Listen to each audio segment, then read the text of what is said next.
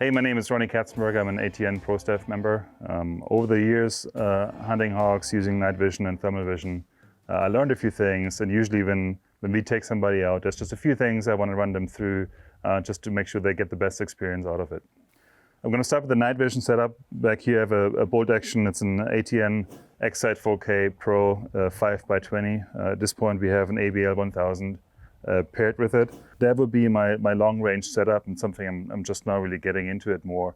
But a few things with the night vision you want to look out for is, for example, the mounting point for an infrared torch. In this case, we have an ATN IR 850 infrared torch.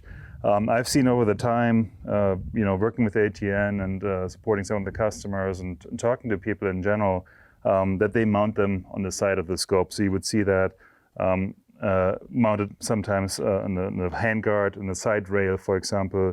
The old X-Sight 2 HD had a little Picatinny on the side, so that's something people would do too. What happens here though is that the infrared is actually being reflected back from your handguard, even from the scope itself, and you get not the best experience in a night vision image. So the infrared actually reflects back. It's kind of like a hazy picture. So what you do want to do is you want to mount this infrared torch as far forward as you can, and the best spot for that is actually under the barrel. So in this case, in this bolt action, I only have one mounting position down here. I would put this right here, and I would mount it as far forward as I can. This way you don't have any infrared reflecting back into your lens.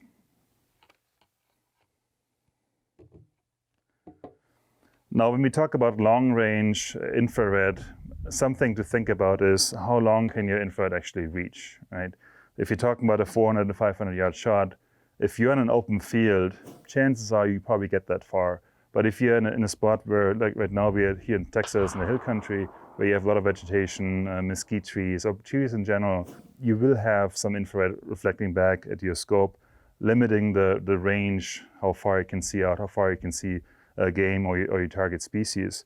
So what you could do is, let's say you're hunting over a feeder, you're hunting at a spot where you know they're coming in, a trail or something like that. In my case, we're doing a lot of hawk hunting, so whenever I bait, I know where they would come in. What you can do is you put up an auxiliary infrared light, floodlight, or all kinds of infrared light sources you can buy, and put it right next to your spot, like put it right next to the bait over the feeder or something. And now you don't have to have this torch reach as far, but you have an infrared light source right next to your target and have illumination that way. So that enables you to reach further and hopefully make that long range shot. Now, anybody who starts hunting at night using night vision, these kind of things, the most natural progression I see is once you've started infrared, you get the bug and you're hooked on it, you're gonna move to thermal vision at some point. It's going to happen. So moving on to thermal vision, this is my hawk hunting setup right now. Actually, it's an AR-10. It's a Roam Red River Ultralight. On top we have an ATN Thor 4. It's a 640 2.5 by 25. I'm using the 2.5 base mag. That's my go-to. I think that's a sweet spot between 2 and 2.5. Gets you a wide field of view. For the kind of hunting we do, it's usually within 100 yards what we shoot. So that to me and to us has been the sweet spot. Anything bigger, usually the follow-up shots are kind of hard because of the narrow field of view. With the thermal vision, a few things to think about as you move up from a night vision scope to a thermal vision scope. You're talking about a significant investment. So you want to make sure you protect that as good as you can. A few things you can do in that case is, one, you can see I have a lens cover on here. The lens, what I usually tell folks we take out is treat that lens better than you would treat your eyeball, because ultimately it's a sensitive piece of the scope. This is a germanium covered lens. You don't want to just take your shirt and rub that dirt off, because all you do is you put something in between your shirt and the lens, and that's dirt and really hard little particles, which are going to scratch up that lens. So what I want to do is take a cotton ball, take some isopropyl, 99% alcohol, and just dunk it in the alcohol, do one swipe, discard that cotton ball and take a new one.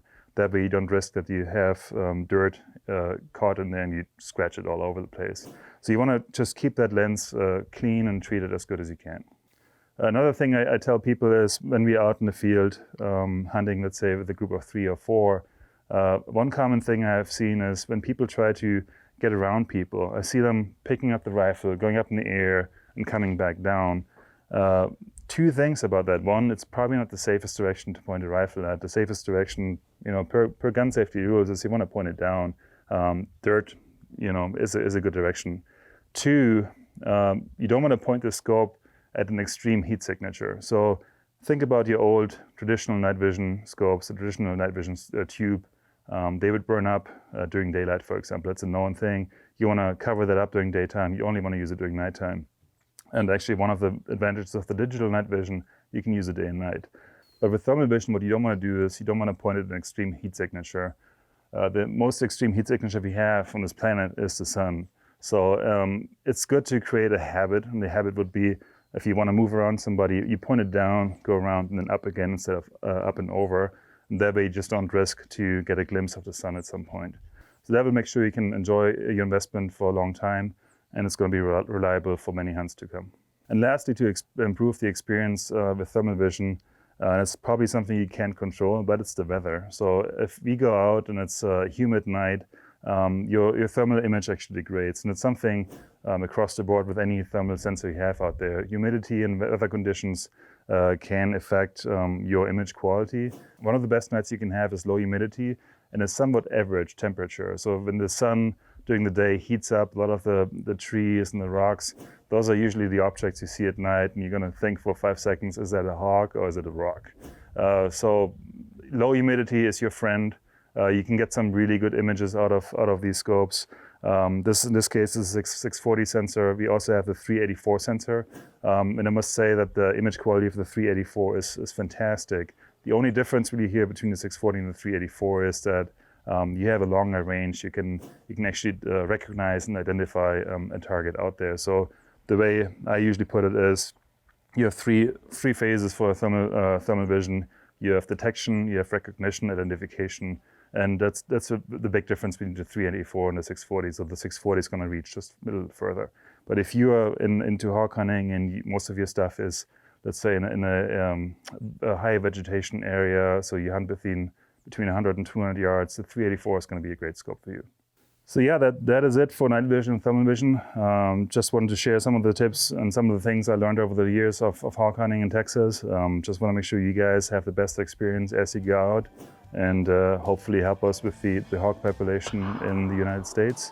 Hope you guys get to use your scopes as much as we do and get to enjoy them.